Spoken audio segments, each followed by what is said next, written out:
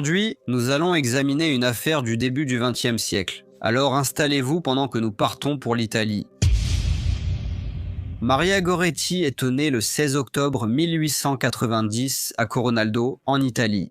Elle était le troisième enfant de Luigi Goretti et Assunta Carlini, un couple travailleur profondément ancré dans leur foi catholique. Juste 24 heures après sa naissance, Maria fut baptisée à l'église Saint-François, la même église où ses parents s'étaient mariés 4 ans plus tôt.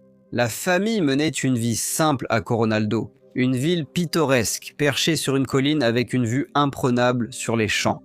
Malgré sa beauté, la vie était loin d'être facile. Comme beaucoup de familles italiennes à l'époque, les Goretti luttaient contre la pauvreté. Leurs difficultés financières ont finalement forcé Luigi à prendre la difficile décision de quitter leur ville natale bien aimée à la recherche de meilleures opportunités. Ce fut un choix déchirant, car Coronaldo était la maison familiale depuis des générations et l'endroit où Luigi et ses fils s'étaient rencontrés pour la première fois. En travaillant ensemble dans les vignobles, ils ont déménagé à Pagliano, petite ville de l'ouest de l'Italie, à 65 km au sud de Rome. Là, ils sont devenus métayers, une pratique courante pour les familles pauvres. Cela signifiait qu'ils cultivèrent des terres appartenant à d'autres et partageaient la moitié de leur récolte avec le propriétaire, bien que cet arrangement leur ait permis de survivre. Cela demandait souvent de longues heures de travail ardu, surtout sous la chaleur estivale. Malgré leurs difficultés, les Goretti restaient une famille soudée et heureuse, unie par la foi. Luigi cultivait des champs appartenant à un riche propriétaire terrien. Il n'était pas seul là-bas, il travaillait avec un autre ouvrier, Giovanni Serenelli, qui vivait près de là avec son fils adolescent Alessandro. Les deux travaillaient dur, partagèrent les bénéfices et, alors que la situation financière de Luigi s'améliorait, lui et sa femme, Assunta, eurent leur 5e enfant. L'homme avec qui Luigi travaillait, Giovanni Serenelli, n'était pas le genre d'homme avec lequel on aurait pu s'attendre à ce qu'il fréquente. Sa réputation le précédait, et pas de manière favorable. Il était connu comme un ivrogne violent, sujet à des accès de colère et incapable de maintenir des relations significatives. Son mode de vie instable le faisait changer de lieu, jusqu'à ce que son comportement épuise la patience de ses hôtes et laisse des relations tendues et des personnes mécontentes. Son fils Alessandro a eu une enfance difficile, contrairement à la stabilité de celle des enfants Goretti. Bien qu'ils aient grandi dans la pauvreté, ils vivaient dans un foyer avec 2 parents travailleurs, aimants et fiables. L'enfance d'Alessandro a été marquée par le chaos, la tragédie et une lutte pour survivre face à ceux censés le protéger. Il avait enduré plusieurs expériences éprouvantes, l'une des plus troublantes étant un incident où sa mère, dans un moment de désespoir ou d'instabilité mentale, avait tenté de le noyer dans un puits. Bien qu'elle ait échoué, ce jour resta un souvenir vif, rappel obsédant de son enfance agitée. Peu de temps après cet événement horrifiant, sa mère mit tragiquement fin à ses jours.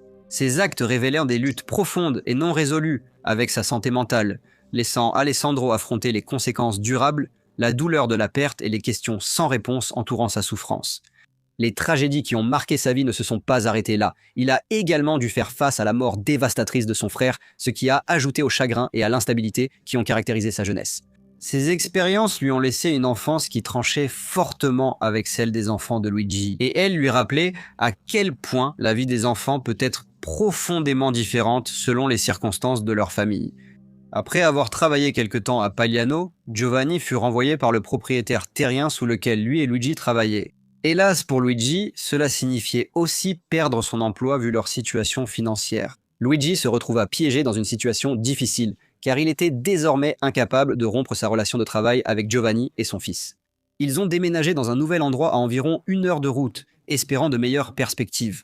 À leur arrivée, Luigi fut stupéfait par l'état des terres agricoles. La plupart n'étaient que des marécages boueux. La terre, non aménagée et inadaptée à la culture, était parcourue par des troupeaux errants, compliquant toute tentative d'agriculture. Malgré les difficultés, les 2 hommes devaient essayer de faire fonctionner les choses. Déterminés, ils ont travaillé dur la terre et asséché les marais pour créer un environnement propice à la culture. Après de nombreux efforts, ils réussirent à planter 16 hectares de blé et l'année suivante, ils progressèrent lentement mais sûrement dans l'amélioration de la terre. Cependant, les marais étaient aussi un terrain de reproduction pour les moustiques qui envahissaient la région pendant les mois d'été, dont certains étaient porteurs du paludisme, une maladie qui frappait la région depuis des centaines d'années. Au début du XXe siècle, Le paludisme restait très présent en Italie, surtout dans les zones rurales. L'eau stagnante des marais créait des conditions idéales pour eux, et chaque année, certains habitants attrapèrent le paludisme, souvent avec des conséquences dévastatrices. Par une chaude journée d'été, Luigi s'est effondré en travaillant dans les champs. Atteint du paludisme, il a été ramené chez lui, soigné par sa femme. Cependant, seulement 10 jours plus tard, Luigi est décédé à l'âge de 41 ans. Malgré la perte tragique de son père, Maria a puisé sa force dans sa foi inébranlable. Elle croyait que Dieu guiderait et protégerait sa famille dans les moments difficiles. Face au chagrin, elle a rassuré sa mère en lui disant qu'elle tiendrait bon et qu'elle l'aiderait à la maison. Assunta, désormais veuve, a été contrainte d'assumer le travail physique dans les champs, une tâche exigeante mais qu'elle a accomplie avec détermination. À son tour, Maria a endossé le rôle de mère pour ses frères et sœurs plus jeunes. Chaque jour, elle les aidait à s'habiller, préparer leurs repas et veiller à la prière familiale, leur apportant réconfort et stabilité malgré les difficultés. À l'âge de 9 ans, Maria était déjà d'une grande aide pour sa mère. Chaque semaine, elle se rendait seule au marché pour vendre œufs et légumes de la ferme et obtenir un modeste revenu, avec lequel elle achetait les produits essentiels pour la famille. Malgré ses responsabilités, elle trouvait toujours du temps pour sa foi. À chaque voyage, elle s'arrêtait au sanctuaire de Notre-Dame de la Grâce, prenant un moment pour prier en silence avant de reprendre le chemin de la maison. Cet acte de dévotion, simple mais sacré, faisait partie intégrante de sa routine et lui apportait un sentiment de stabilité face aux défis qu'elle rencontrait. Pour Maria, la religion n'était pas qu'une série de rituels, mais la base de sa vie. Elle lui apportait un but et un lien avec quelque chose de plus grand. Sa foi profonde l'aidait à faire face aux responsabilités qui lui étaient imposées si jeune, lui offrant un sentiment de paix et d'espoir, même face aux circonstances difficiles de sa famille. Après la mort de Luigi, la relation entre les Geretti et les Serenelli commença à se détériorer. Assunta, toujours en deuil de son mari, fut profondément blessée par la froideur de Giovanni et Alessandro, qui lui avaient accordé peu de réconfort ou de sympathie durant cette période difficile.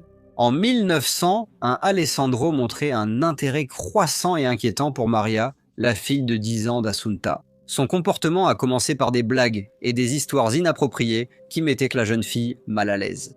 Maria répondait sèchement, montrant clairement qu'elle jugeait ses propos déplacés et inacceptables. Cependant, Alessandro semblait apprécier la réaction qu'il provoquait et, au lieu de reculer, il continuait à la harceler.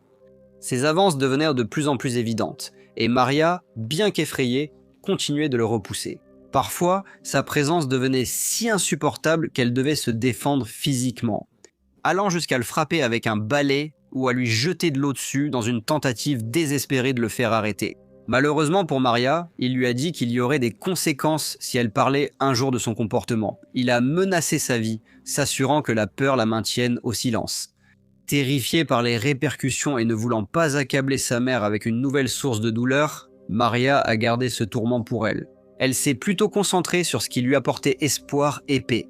Sa première communion, le 16 juin 1901, ce jour, est enfin arrivée. La cérémonie était un rite de passage important pour la jeune fille, et le prêtre qui l'a présidé a délivré un message puissant aux enfants présents. Il a parlé de l'importance de rester pur et vertueux, quels que soient les défis auxquels ils seraient confrontés dans la vie. Plus jeune du groupe, Maria a pris à cœur les paroles du prêtre et voulait respecter les valeurs de pureté et de foi transmises. Au cours de l'année suivante, le harcèlement d'Alessandro a persisté. Le 5 juillet 1902, Assunta et certains de ses enfants plus âgés travaillaient dans les champs. Maria restait à la maison, comme d'habitude, s'occupant des tâches ménagères et de sa jeune sœur Teresa. Après le ménage, elle raccommoda une chemise de son frère, une corvée qu'elle faisait souvent. Vers 2 heures de l'après-midi, elle sortit sur le palier ensoleillé du 2e étage où elle commença à coudre, tout en gardant un œil attentif sur Teresa, qui dormait paisiblement à proximité. Au même moment, Alessandro arriva à la maison. D'abord, il passa devant Maria et entra dans la cuisine, mais ses intentions sinistres ne tardèrent pas à se révéler. Il sortit de la cuisine en tenant un grand couteau. Avant que Maria ait le temps de réagir, il la saisit, la traîna dans la cuisine et referma la porte derrière eux. Ses intentions étaient sans équivoque et il tenta de l'agresser. Malgré sa petite taille, et la force écrasante de l'homme de 20 ans, Maria se défendit, sa voix résonnant en cris désespérés. « Non, non, Dieu ne veut pas cela. Si tu fais ça, tu iras en enfer. » Ces paroles, mélange de défi et de conviction morale, ne firent qu'enrager Alessandro. Plus loin, incapable de mettre à exécution ses terribles intentions, il se mit à poignarder Maria à plusieurs reprises, sa fureur le poussant à infliger des blessures brutales à l'enfant sans défense jusqu'à ce qu'elle finisse par se taire. Après l'attaque, il se dirigea calmement vers sa chambre où il s'effondra et s'endormit, ne montrant aucun remords pour ce qu'il avait fait. Pendant ce temps, la petite Teresa se réveilla et se mit à pleurer. L'un des frères de Maria l'appela, lui demandant de s'occuper de l'enfant. Mais comme il n'obtenait aucune réponse, il monta les escaliers pour découvrir une scène d'horreur. En entrant dans la cuisine, il trouva Maria inconsciente et grièvement blessée au sol. L'attaque brutale avait laissé sa marque non seulement sur la jeune fille, mais aussi sur toute la maisonnée, brisant le peu de paix et de stabilité qu'ils avaient réussi à préserver. D'une manière ou d'une autre, Maria s'accrochait encore à la vie lorsque sa mère, Assunta, arriva à ses côtés. Désespérément, elle demanda ce qui s'était passé et, d'une voix faible, Maria révéla qu'Alessandro l'avait attaquée. Une calèche fut rapidement organisée pour emmener Maria à l'hôpital en urgence, tandis qu'Alessandro fut immédiatement arrêté à l'hôpital. Le docteur Francesco Bartoli s'efforça de stabiliser Maria. Il compta 14 coups de couteau et fut horrifié par l'étendue de ses blessures. Malgré tous ses efforts, l'état de Maria se dégrada. Cette nuit-là, 2 religieuses veillèrent à son chevet, tandis que sa respiration empirait. Le matin du 6 juillet 1902, Maria, dans ses derniers instants, exprima un vœu extraordinaire. Elle voulait qu'Alessandro soit pardonné et qu'il la rejoigne un jour au paradis. Peu de temps après, elle s'éteignit. Elle n'avait que 11 ans, Maria fut inhumée 2 jours plus tard, et ses funérailles attirèrent une grande foule. Beaucoup, profondément touchés par les circonstances tragiques de sa mort, vinrent lui rendre hommage et présenter leurs condoléances. L'histoire de Maria se répandit rapidement, attirant l'attention de la nation. Son courage et sa foi firent la une des journaux dans toute l'Italie et son nom devint rapidement célèbre partout. Alessandro fut jugé pour son crime et reconnu coupable. Sa défense affirma que Maria avait provoqué l'attaque et qu'il avait agi en légitime défense, ce qui fut rejeté avec incrédulité. Il fut condamné à 30 ans de prison. Durant les premières années de son incarcération, il était violent et imprévisible. Ses fréquentes colères le rendaient dangereux pour les autres détenus, nécessitant souvent son placement à l'isolement. Ce comportement instable a continué jusqu'à sa 6e année derrière les barreaux lorsqu'il s'est passé quelque chose d'extraordinaire. Il a dit que Maria lui était apparue en rêve une nuit. Il l'a décrite debout dans un jardin, cueillant 14 lys blancs, un pour chaque blessure, et lui tendant les fleurs une à une. Il a dit avoir ressenti un grand pardon et de la grâce. Plus tard, il a raconté avoir été submergé par l'Esprit Saint et pensé que Maria lui avait pardonné. Cette expérience a changé Alessandro. Dès lors, il fut un prisonnier exemplaire, réputé pour sa conduite et son humilité.